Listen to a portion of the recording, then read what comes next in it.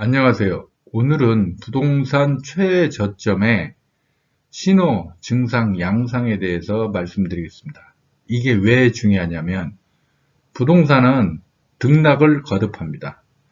상식적으로 가장 높을 때 매도하고 가장 낮을 때 매수하는 게 수익을 극대화할 수 있겠죠? 그래서 부동산 최저점을 아는 게 굉장히 중요한데, 문제는 데이터로만 봐서는 정확히 알기 어렵다는 거죠. 더 문제는 일반인들은 이 데이터를 가공하기가 거의 불가능해요. 솔직히 말하면 이제 부동산 폭등기나 폭락기가 되면 많은 전문가들이 나와서 데이터를 들이밀면서 자기 나름대로 주장을 합니다. 근데 그게 과연 정확할까요?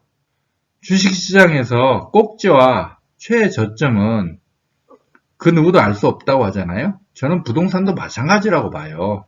단 과거 경험으로 볼 때, 특히 2000년 이후의 경험으로 볼 때 이런 증상이 나타난다면 일반인 입장에서 봤을 때 대충 최저점 그 부분에 가 있다라고 추정할 수 있는 신호 양상 증상을 오늘 얘기할까 합니다. 참고로 이 부동산 최고 꼭지점의 신호 양상 가운데 하나가요, 오피스텔, 요즘 같으면 생숙이라고 하죠. 생활형 숙박시설. 거기 사람들이 엄청나게 몰리면 그게 저 부동산 최고점의 신호 가운데 하나예요. 왜냐하면요, 우리나라 이 집값을 보면요, 폭등기에는 이 서울부터 올라요. 그러면 정부가 서울에 대해서 규제를 하거든요. 그러면 풍선 효과로 경기도로 번져요. 자, 이번 폭등장도 잘 보세요. 맨 처음 서울부터 올랐다고. 2014년 초중반부터 상승세로 돌아섰거든요. 그 전에 하우스푸어 시기에서. 정부가 이제 각종 규제를 가하죠. 그러니까 이제 풍선 효과로 경기도로 번졌다고요. 경기도가 본격적으로 오른 게 언제부터예요? 감사. 이거 구체적으로 자료를 찾아봐야 되는데, 좀 귀찮으니까 아마 2018년, 19년부터 오르기 시작했을 거예요, 경기도. 2019년 이후일 거야, 아마. 그때부터 경기도에 있던 그 수많은 미분양 물량들이 다 해소되기 시작하면서 오르기 시작했다고. 그렇죠. 그러면 경기도 또 규제를 해요. 그러면 마지막에 어디가 오르냐면 상대적으로 규제가 덜한 오피스텔, 요즘 같으면 생활형 숙박시설, 생숙 이런 데 또 사람들이 몰린다고. 자, 먼저 본격적인 얘기를 하기 전에 요 기사를 한번 보겠습니다. 청약대 2만 명 몰린 송도 아파트 500명 계약 포기, 한 달 새 무슨 일? 요 기사가 머니투데이에 났습니다. 송도 자이더스타라는 아파트인데 이거 주상복합인가? 아무튼 요게 1533가구인데 35%인 530여 가구가 원당첨자 계약 포기 사태가 일어났다. 예비 당첨자 가운데 800번대까지 연락이 갔다. 11월 중순 1순위 청약 경쟁률이 13대 1이었고 한 가구 분양한 전용 133제곱미터 최고층 펜트하우스는 분양가 24억 원인데 102명이 신청을 했고, 추첨제 물량이 포함된 전용 97제곱미터, 99제곱미터 중대형 일부는 경쟁률이 50대 1이었다. 청약 당첨된 다음에 계약을 포기하면 앞으로 10년간 청약 통장을 쓸 수가 없죠. 굉장히 타격이 크다고요. 근데도 당첨을 포기한 이유는, 가장 큰 이유가 대출 규제 여파다. 전용 84제곱미터가 1100가구인데 분양가 9억 원이 넘어 중도금 대출이 안 되기 때문이다. 또 입주 전에 시세가 15억 원이 넘으면 주택담보대출이 금지된다. 또 계약금이 분양가의 20%나 된다. 보통은 10%죠. 근데 여기는 20%였나 봐요. 근데 요즘에 신용대출이 막혀서 계약을 포기했다. 또 가격도 좀 비쌌다.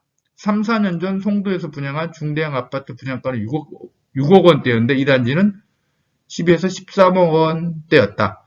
자, 이런 내용이 나와 있어요. 이건 제가 봤을 땐 정확하지 않아요. 왜냐하면 일단 중도금 대출은 회사 보증입니다. 그리고 명확한 증거가 이 기사에 나오지만 송도 자이더스타 일부 평형은 당첨자 평균 가점이 45점 정도, 45점이면 굉장히 낮은 거거든요. 중도금 대출은 회사가 보증하고 15억 원 넘으면 주택담보대출 금지되는 건 옛날부터 있었던 일이에요. 그리고 대출 규제는요, 이미 11월 중순 정도면 갈수록 세진다는 게 누구 눈에도 명확했어요. 근데 그럼에도 불구하고 왜 사람들이 이렇게 몰렸겠어요? 그런 대출 규제에도 불구하고 앞으로 값이 계속 오를 거라는 기대 심리 때문에 이렇게 많은 사람들이 몰렸던 거예요. 근데 불과 한 달 사이에 이 부동산 시장 분위기가 바뀌어버린 거거든요. 그전에는 열풍이었는데 갑자기 북쪽에서 한파가 몰려오는 거야. 그러니까 사람들이 겁나가지고 포기를 해버린 거예요. 제가 봤을 때 이게 가장 큰 이유예요. 대출 규제가 뭐 지금 한두 번이에요, 이게 대출 규제가? 2년 전부터는 가면 갈수록 세지고 있고, 이미 정부가 내년부터 대출, DSR 규제, 이걸 더 강화하면 더 된다고 이미 공언을 했었잖아요. 중앙일보 기사에도 청약 대란 뚫고도 영끌 막혀 포기한 영끌족. 영끌을 정부가 막아서 사다리를 걷어쳤다 이런 식이죠. 우리나라 이 부동산 폭등기에 우리나라 언론들의 행태는 정말 심해요. 정말. 아무튼 간에 자, 송도 자이더스타 얘기지만 이 기사 가운데 요 근래에 1순위에서 미계약분이 발생하고 있다. 요 내용이 들어있더라고요. 지난 10월 송도에서 분양한 송도 센트럴 파크 리버 리치 96가구도 1순위 청약에서 최고 207대 1이었지만 미계약분이 발생해 무순위 청약이 진행됐다. 지난 9월 강서구에서 분양한 우장산 한울 H움 역시 1순위 청약 37가구 모집에 2288명이 몰렸지만 당첨된 사람 중 절반에 가까운 18명이 최초 계약을 포기했다. 의정부, 파주, 동두천, 인천, 강화 등의 아파트 청약에서도 추가 모집이 진행됐다. 하지만 최근 사례는 100가구 안팎의 나홀로 아파트나 교통 여건이 좋지 않은 경기, 인천의 외곽 지역 신규 분양에 집중됐다. 한 분양업계 관계자는 대출받기가 어려워진 데다가 최근 집값 상승세가 꺾이면서 입지가 양호한 대단지에서도 미계약이 속출하고 있다고 설명했다. 자, 이게 중요한 거예요. 자, 이런 데에서 1순위에서 미계약분이 발생한다.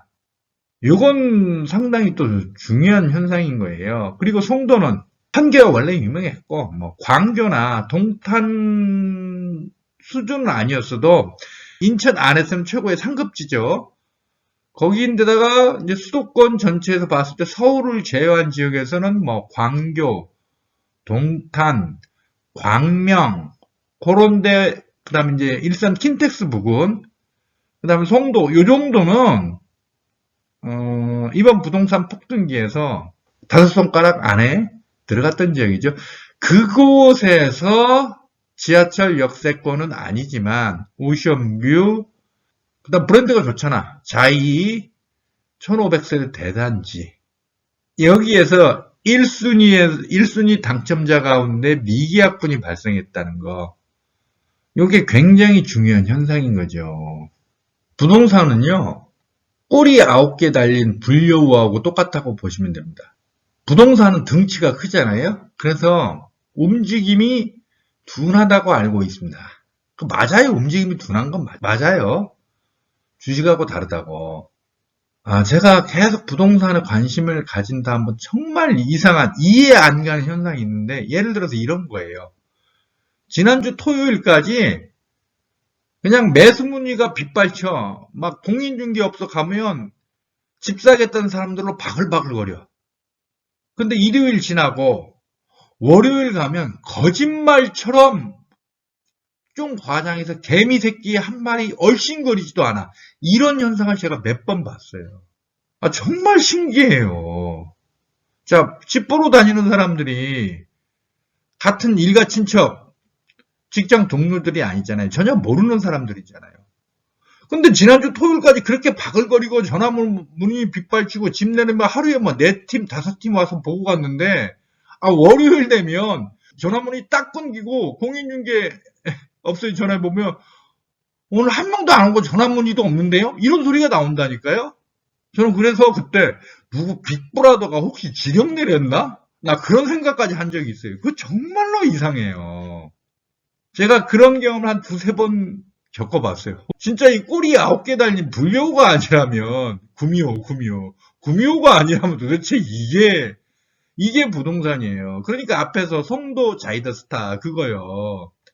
11월 중순까지만 해도 정부의 강력한 대출 규제에도 불구하고 그 청약 경쟁에 참여했던 사람은 뭐 그까짓 거 정부가 제어도 다 나는 대책이 있다. 그러니까 정부가 정책을 내놓으면 나는 대책이 있다. 이 심정으로 청약을 했던 거죠. 근데 불과 한 달 만에 분위기가 싹 싸늘하게 바뀌니까 사람들이 당황한 거죠. 계속 오를 게 확실했다면 그까짓 거 대출 규제 땡빚을 얻어서라도 달러빚을 얻어서라도 사채를 얻어서라도 계속 고해요. 안 한 이유는 뭘까요? 지금 이 가격에 매수를 한다면 청약 당첨됐다고 해서 계약을 체결한다면 나중에 입주할 무렵 보통 2년 반이나 3년 뒤죠. 그때 가서 이 가격을 계속 유지할 거라는 프리미엄을 원래 기대를 하잖아요. 근데 프리미엄을 기대할 수 없고 심하면 잘못하면 그 밑으로 떨어질지 모른다라는 그 두려움 때문에 당첨을 포기해버린 거예요. 이게 불과 한 달 사이에 벌어진 일이라고요. 왜? 부동산 시장은 꼬리 9개 달린 불려우이기 때문에.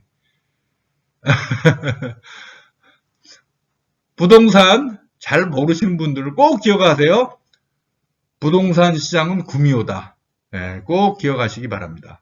집값 최저점의 신호 증상, 양상, 개인 측면, 언론 측면, 정부 측면, 인터넷, 유튜브 측면에서 살펴보도록 하겠습니다. 다시 한번 말씀드립니다만 이건 100% 정확하다고 절대 장담할 수 없어요. 그냥 자신이 판단할 때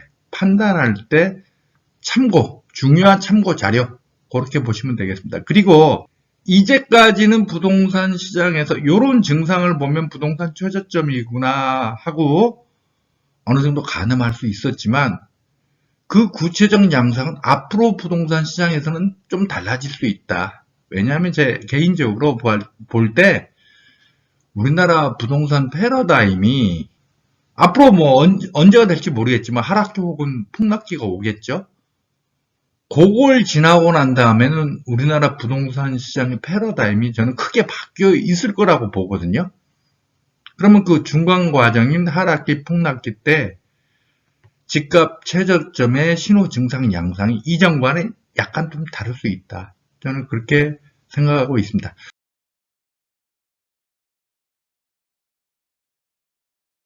집 산다고 하니까 일가 친척, 형제, 자매, 직장, 동료, 친구들이 너 미쳤냐라고 걱정합니다. 부동산 하락기, 특히 폭락기에는 너 미쳤냐? 돌았냐? 정신병원 가봐라. 너 망하려고 작정했냐? 요즘은 집 사는 때 아니다. 이런 소리를 갖다가 주변에서 한두 번 듣는 게 아니라 귀에 따갑도록 듣게 됩니다. 전세난이 아주 심각해져요. 사람들이 집을 하도 안 사니까. 전세를 구할 수가 없어요. 그래서 울며 겨자 먹기로 집을 살까 심각하게 고민하게 됩니다. 하우스 푸어 최악의 시기가 2010년에서 2012년, 13년 이때거든요. 실제로 그런 분들이 있어요. 한겨울에 전세를 구하러 갔는데 전세 물건을 도저히 구할 수가 없는 거야. 그러면 공인중개사 사장님이 뭐라고 하겠어요? 차라리 집을 사시죠. 뭐 전세가하고 매매가하고 별로 차이도 안 나는데. 실제로 울며 겨자 먹기로 할 수 없이 집을 샀다는 분의 댓글을 제가 읽은 적이 있습니다. 아파트 전세가율은요, 70% 정도면 집값 하락기 폭락기에 그 집값이 최저점이라는 증거입니다. 전세가율이 아주 중요해요. 특수한 경우도 75%를 넘는 건 거의 불가능하다고 보시면 돼요. 대신 아파트 전세가율이 40 내지 45% 정도면 최고점 꼭지 또는 꼭지에 거의 가까이 갔다고 보시면 돼요. 40% 이하로 떨어지면 거의 확실해요. 그러니까 어떤 신도시가 조성됐어요. 거기가 앞으로 굉장히 유망한 곳이야. 그럴 경우에는 40% 이하가 나올 수 있어요. 왜냐하면 유망하기 때문에 사람들의 매수세가 몰리지만 신도시 처음 조성하면 살기에는 불편하거든요. 뭐 마트부터 시작해가지고 생활시설 같은 게 제대로 안 갖춰져 있다고. 보통 이제 신도시 조성하면 아파트부터 먼저 지어요.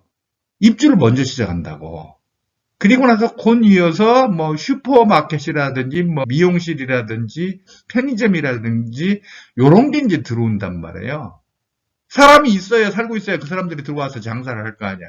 근데 전세 수요라는 건 뭐예요? 철저히 실거주 기반이잖아요. 그런 곳 같은 경우는 일시적으로 그렇게 길지 않은 시간 동안 전세가율이 굉장히 낮을 수가 있습니다. 또 입주가 시작되면 처음에 잔금 마련을 위해서 전세를 놓는 사람이 많기 때문에 전세 물량이 쏟아지죠. 그러니까 제가 경험적으로 보면요. 전세가율은 40 내지 45%가 하방이 끝이고 70 내지 75%가 상방이 끝이에요. 그다음에 갈아타기가 너무 힘듭니다. 집을 내놓아도 팔리는데 2, 3년씩 걸리죠. 그래서 갈아타기가 거의 불가능하죠. 안 돼요. 제가 저번 동영상에서 설명드렸죠? 부동산 폭락기가 되면 상급지 고가 물건의 낙폭이 훨씬 더 크다고. 그런 생각할 수 있잖아요. 야, 내 물건은 중저가야. 딱 보니까 저기 상급지 고가 물건이 확 떨어졌네. 그래서 가격 차이가 내 물건하고 상급지 고가 물건하고 가격 차이가 옛날에는 막 10억, 15억 벌어졌는데 이게 뭐 5억, 6억으로 좁혀질 수가 있어요. 그러면 갈아타려고 하는데 문제는 내 물건이 잘 안 팔려. 왜냐하면 내 물건을 살 사람도 자기 집이 팔려야 내 물건을 보러 올 거 아니에요. 그래서 갈아타기가 굉장히 힘듭니다. 그러니까 뭐 주식 같은 데 대박 나서 별도의 많은 현금이 있지 않는 이상. 그래서 제가 부동산 그 유튜브 보다 보면 이런 식으로 말이야 갈아타기 폭락기 하락기도 갈아타기를 통해서 해지할 수 있다라고 설명하는 분들이 있던데 왜 그러겠어요. 부동산 아마추어인데 고수행세하니까 그런 소리를 해야 되는 거라고요. 특히 부동산 하락기 폭락기 경험이 없는 20, 30대 젊은 분들 그런 식으로 많이 말을 하더라고요. 제가 자꾸 이 얘기를 하는 게 제가 50대 중반인데 나이 내세우면서 꼰대짓 하려고 그러는 게 아니에요. 내가 세입자로 살고 있으면 집주인한테 전화가 와서 그 집 매수 좀 해달라고 사정합니다. 왜냐하면 집주인이 보통 이 전세 낀 물건은 팔기가 좀 어렵죠. 폭등기라 할지라도 전세 낀 물건은 시세에 비해서 약간 낮춰놔야 되잖아요. 부동산 하락기 폭락기에는 더더욱 거래가 안 돼요. 내놔봐야 안 팔린다고. 그러니까 세입자한테 사정을 하게 된다고요. 차라리 당신이 살고 있으니까 그 집 매수해달라고. 언론 측면에서 신호 증상 양상. 하우스푸어 일가족 자살 보도, 특히 갭 투자한 다주택자 자살 보도가 자주 나오게 됩니다. 공공지역 아파트 얼마나 떨어졌나 보도가 됩니다. 특히 폭등기 상급지 및 고가 아파트 폭락 기사가 자주 나옵니다. 왜? 여기는 낙폭이 크니까. 공공아파트 미분양으로 할인 판매한다.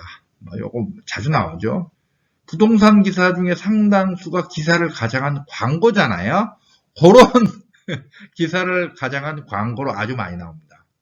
공공지역 빌라 다가구 재건축 재개발 구역 해제 보도 이런 것도 자주 나오고요.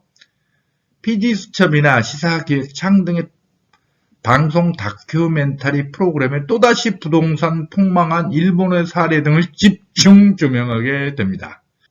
또 중요한 특징이 하우스푸어식이 선대인 소장 같은 인물이 언론에 맨날 나오죠.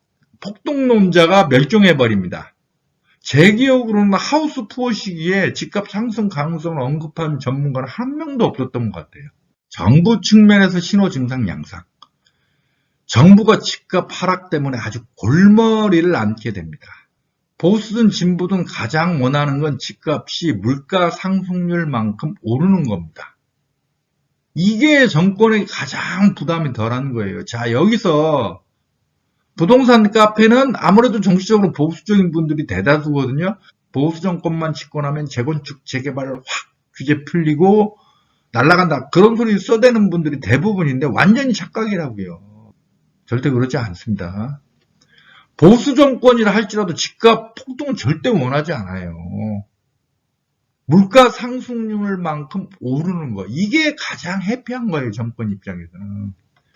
대출 규제가 대폭 완화됩니다. DTI, LTV, DSR 규제 사실상 무력화. 제가 봤을 때는요, 하우스푸어 시기에도 DTI, LTV 규제는 있었어요. 근데 사실상 무력화되거든요. 그때는 DSR 규제가 없었는데, 다음 하락이 폭락기 오면 DTI, LTV 규제는 계속 유지될 거예요. 근데 DSR 규제는 없어질 가능성이 높다고 봐요.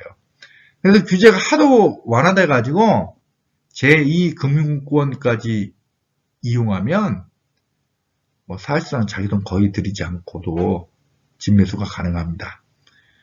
이 전산난이 심각해지니까 빚내서 집 사라는 얘기가 나옵니다. 그러니까 박근혜 정부 때 최경환 경제부총리가 빚내서 집 사라 이 얘기를 했던 건 전세난 때문에.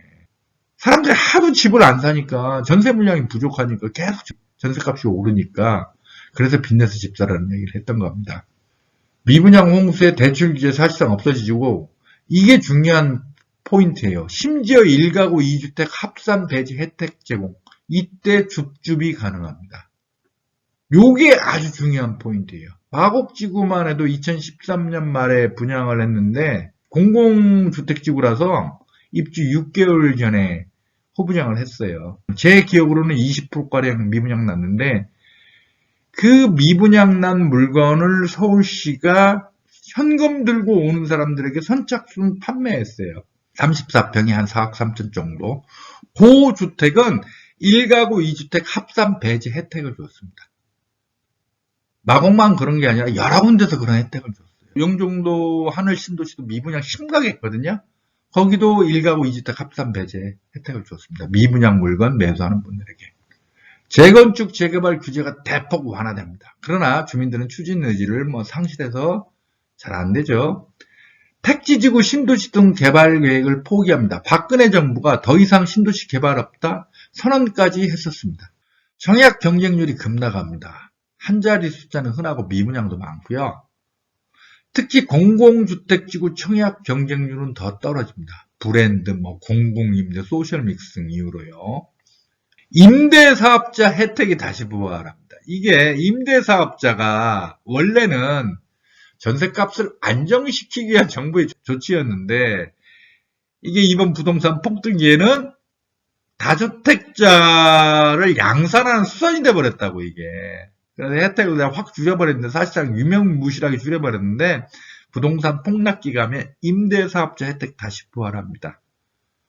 제가 봤을 땐 요거 임대사업자 혜택 다시 부활하면 요거 잘 이용하면요 부동산 투자 굉장히 잘 할 수 있어요. 수익도 많이 나요 이거. 근데 막상 부동산 폭락기 가면 집 한 채 가지고 있는 것도 어떤 분은 야 그때 팔 거라고 이때 전세 사는 건데 이렇게 후회하고 있는데 임대사업자 할 분은 아주 강심장 아니면 사실 별로 없게 되는 거죠. 인터넷 유튜브 측면에서 신호 증상 양상. 폭등론 유튜버들 밥줄 다 끊깁니다. 이미 벌써 폭등론자에서 하락론자로 혹은 신중론자로 말 바꾸기 하는 자들 나타나기 시작했죠. 지금이야 이렇지 만일 이 추세가 계속되면요. 제가 봤을 때 내년 2, 3월 가면요. 폭등론자 아마 하나도 안 남아있지 않을 거예요. 아마 벌써 그때. 폭등기에도 소수 폭락론자는 존재가 가능한데 폭락기에는 폭등론자는 단 한 명도 존립할 수 없습니다. 왜 그럴까요 이거? 한번 생각해 보세요. 왜 그럴까요? 왜 이렇게? 예를 들어서 폭등기라고 해서 전국의 모든 집값, 수도권으로 치면 서울, 경기, 인천의 모든 집값이 다 똑같이 100%, 200%, 300%씩 오르는 거 아니에요. 어디는 부동산 폭등기에 3배, 4배씩 오르지만요. 어디는 10%, 20% 오르는데 그치는 데도 있고 심지어는 그대로 있는 곳도 있어요. 예를 들어서 경기도의 모 지역인데요. 제가 잘 알고 있어요. 거기는 역세권은 아니지만 아니지 거기는 역세권이지.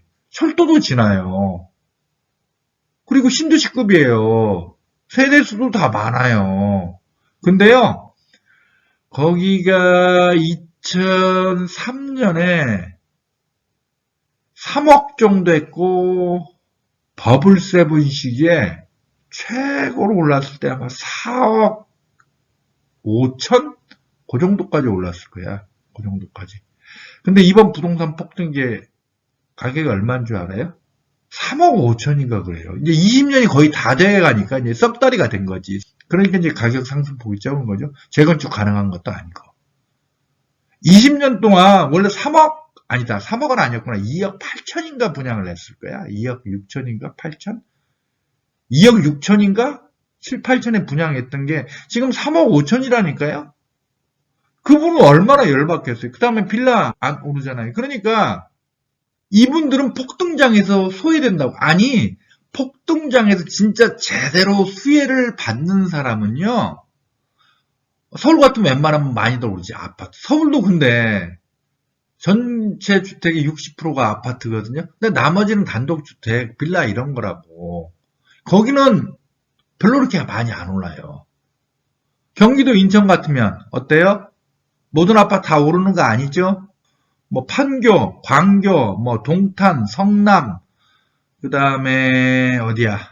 저기 뭐 송도, 그래 뭐 청라, 김포 같으면 이제 고촌, 뭐 이런 데잖아요. 시흥 일부 지역, 광명 그렇지. 이런 데만 많이 오른다고. 나머지 지역 아파트는 별로 많이 안 올랐어요. 그러니까 이분들이 폭등장에서 소외가 된다고. 내 건 한 20, 30% 올랐는데, 저 서울 보니까 뭐 300%, 400%씩 올랐어요. 이런 분들이 배가 아프다고. 폭등장에서 소외된 분들이. 절대적으로 소외됐건, 상대적으로 소외됐건. 이분들은요, 배가 아프기 때문에, 이 폭등기에 활약하는 소수 풍랑론자 있죠? 이분들 유튜브에 가서 댓글을 열심히 단다고요. 맞습니다 하면서. 그래서 이 소수 폭락론자는 폭등기도 존재가 가능해요. 폭등장에서 소외된 배 아픈 분들의 배를 살살 긁어주면서 수익을 올릴 수 있기 때문에. 근데 폭락기가 가면요. 모든 집이 다 떨어지잖아요. 특히 상급지 고가 물건일수록 낙폭이 커요. 그 떨어지는 정도가 예를 든다면 지금 강남 3구에 반포 압구정 재건축 가면 40억, 50억 이러잖아요. 그때 가봐야 알겠지만 과거 사례를 보면요. 그런 데는요. 20억 이하로 떨어지기도 해요. 웬만한 부자, 그러니까 재벌급 아니면 어느 정도 중견기업 운영하는 그런 분들이 아니라면 웬만한 부자라 할지라도 20억씩 날아가는데 그분들이 폭락기에 제정신을 갖고 있겠어요? 그러니까 폭락기에는 폭등론자도 말을 함부로 할 수가 없어요, 절대로. 아니, 씨가 말라버린다니까? 그래서 폭락기에는 그 전에 폭등론자들은 다 멸종합니다. 그러니까 다음에 하락기 폭락기가 오면요, 이번 부동산 폭등기에 유명했던 폭등론자들 있죠? 언론에 자주 등장하고, 유튜브 하면서 구독자 수 10만, 20만, 30만, 40만 했던 사람들이요. 다 사라져요. 다 멸종한다고. 태세 전환해서 말 바꾸게 한다? 에이, 사람들은 다 알고 있는데. 옛날에 유명한 맨날 부동산 뽐뿌질만 했던 애인데 폭락기 와서 말 바꿔가지고 딴 소리 한다? 사람들이 그 사람 신뢰하겠어요? 이게 다 사라져버린다고. 그리고 다음 회복기, 상승기, 폭등기. 그러니까 제 계산대로라면, 제 생각대로라면 만약 내년부터 하락기, 폭락기가 온다고 해봐요. 저는 한 2028년 혹은 2030년쯤 회복기, 상승기, 폭등기가 될 거라고 보는데 그때 가면 새로운 얼굴의 또 폭등론자들이 등장합니다. 그건 분명해요. 왜냐하면 그 이전 이번 2014에서 2021년 폭등기 때 그 폭등론자들은 그 이후 온 하락기, 지구로 비유하면 빙하기 때 다 얼어 죽기 때문에 멸종한다고. 그래서 2028년이나 2030년은 새로운 폭등론자들이 등장해. 얼굴이 완전히 다른 얼굴들이에요. 근데 그 사람들 입에서 나오는 레퍼토리는 똑같을 거예요. 여러분, 영끌에서 상급지로 가세요. 민영 브랜드 대단지 아파트를 골라야 합니다. 부동산 입지 분석에 있어서 학군, 요게 최고입니다. 제가 이 보면 바블7식의 폭등론자나 이번 부동산 폭등장에서 폭등론자나 레퍼토리 똑같아요. 하나도 다른 거 없어요. 근데 얼굴은 다 달라졌어. 내 기억에 바블7 시기의 폭등론자들, 유망하다는 부동산 전문가들 기억이 안 나. 다 사라져가지고. 젊은 고소득 세입자가 집주인을 집 가진 거지라고 조롱하는 글을 인터넷에 올립니다. 진짜 그렇게 됩니다. 확실한 신호 세 가지만 고른다면 저는 개인적으로 미분양 아파트에 대해 1가구 2주택 합산 배제 혜택을 주는 게 굉장히 확실한 신호라고 봐요. 3기 신도시가 2026년에서 2028년 첫 입주 시작하거든요. 공공주택은 지금 사전 청약을 받고 있죠. 받았고 일부는 좀 받고 있죠. 공공주택은 입주 6개월 전 본분양을 합니다. 이게 미분양 난다. 그러면요, 그때 가서 상황을 봐야겠지만, 그냥 제 지금 생각은요, 묻지도 따지지도 말고 이 미분양 난 거 잡으세요. 미분양 난 걸 정부가 처리할 때는요, 각종 자격 같은 거 전혀 안 봐요. 그냥 현금 들고 먼저 오는 사람한테 선착순으로 팔아치운다고. 그때 가서 뭐 또 3기 신도시 당연히 이제 공공임대 물량이 많이 있다고요. 그때 또 가서 공공임대 많은 소셜 믹스인데 있다고 소리 하지 마시고, 마곡이 이미 보여줬잖아요. 마곡이 공공임대가 절반이잖아요. 근데 어때요 지금? 장관 입에서 빚내서 집사라는 말이 나온다며. 아무튼 미분양 아파트에 대해 1가구 2주택 합산 배제 혜택을 준다. 이건 굉장히 확실한 신호입니다. 이건 이제 부동산 전문가라든지 부동산 유튜버들이 굉장히 조장한 건데요. 정부 알기를 홍어 거시기로 알아. 그건요, 정부가 잘못한 탓이 아니에요. 물론, 정부가 잘못한 면도 있어요. 너무 큰 소리 쳤던 거, 문재인 정부 같은 경우는 집값 잡을 수 있다고. 근데, 이 유동성의 흐름이 한번 요동치기 시작하면요, 정부 힘 갖고, 정부의 부동산 정책 갖고 어찌 해볼 수 없는 경우가 사실 상당히 많아요. 비유하자면, 나이아가라 폭포 옆에서 양수기 돌려봐야 뭔 소용이 있냐고. 딱 끝장난다고, 끝장. 정부는요, 우리나라 부동산에 대해서 가장 많은 정보를 가진 집단이고, 실제로 부동산에 대해서 가장 큰 영향력을 행사할 수 있는 조직이에요.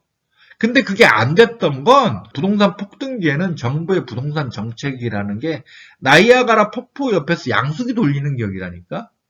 그래서 우리 눈에는 별 효과가 없고 정부가 맨날 똥볼 차는 것처럼 보여요. 근데 그렇지 않아요. 근데 그걸 모르고 전문가니 언론이 특히 이제 부동산 유튜버들 정부 알기를 말이야 아주 우습게 알고 별 영향력이 없는 것처럼 격하고 시장이 최고라는 둥 이런 소리를 해댄다고요. 부동산 하락기 때는요 정부 정책에 미치는 영향이 특히 더 커져요. 시장이 죽어있기 때문에 이 정부 정책 아주 잘 보셔야 됩니다. 특히 부동산 폭락기 때 전세가율 앞에서 얘기했죠. 전세가율은 40 내지 45%가 가장 낮은 수준이고 70 내지 75%가 가장 높은 수준이다.